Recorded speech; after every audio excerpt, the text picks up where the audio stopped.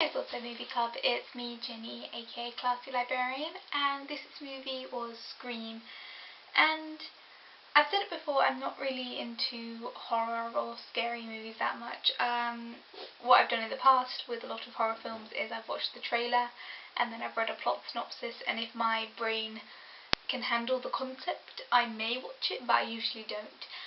So when it comes to the Scream franchise, I know the entire plot. It's one of those ones that I have watched all the trailers. I kind of know more or less what happens in all of them. So I kind of lost a little bit of the whodunit aspect of this, which is one of the most appealing parts of this. But I did get wrapped up in it a little bit, enough to actually start to enjoy this film. It was a lot more tense than I thought it would be. There's a lot of really interesting who do you trust when it's just a guy in a mask? Who do you trust, and who can you go to if you're scared? And again, the twist at the end where you find out who it is and you're like, oh, okay, I wasn't quite expecting that. So I like that. I thought the acting, particularly between the two characters that you find out about at the end, I think they did a really good job, because pretty much none of the characters in this, at least in the first Scream, are particularly likeable. Neve Campbell's character is relatively likeable, but she's so traumatised and so shut down, it is hard to empathise with her on a genuine emotional level. Most of the guy characters, if they're trying to be funny or if they're trying to be referential or psychotic, as it may turn out, they're just not particularly nice guys to hang out with, especially given that there was a tragedy in my school when I was in school, obviously, and the way that the school immediately shut down and went very sombre, and that was just a normal tragedy.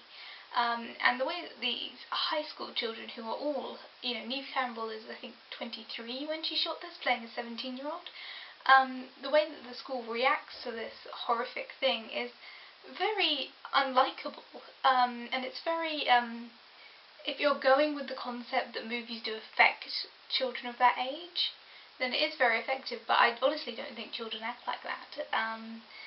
And it felt a little bit off-putting that all of these characters are quite so unempathetic to the situation, particularly with Drew Barrymore's character at the beginning. They all seem to discuss it very placidly and then watch horror movies straight after, and it just felt a little bit unlikable. So a lot of the characters in this are unlikable. I can't, say the acting's bad, because the acting is very good. The characters are very complex, because they are so unlikable. You don't know who to root for.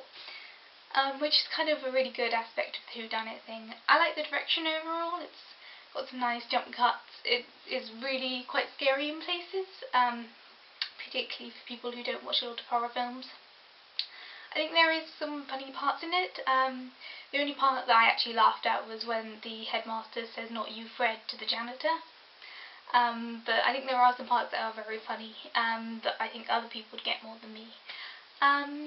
There's a lot of very self-referential stuff in this, whether or not it's commentary on the horror genre or on genres in general, teen movies, the influence that movies are having on young people.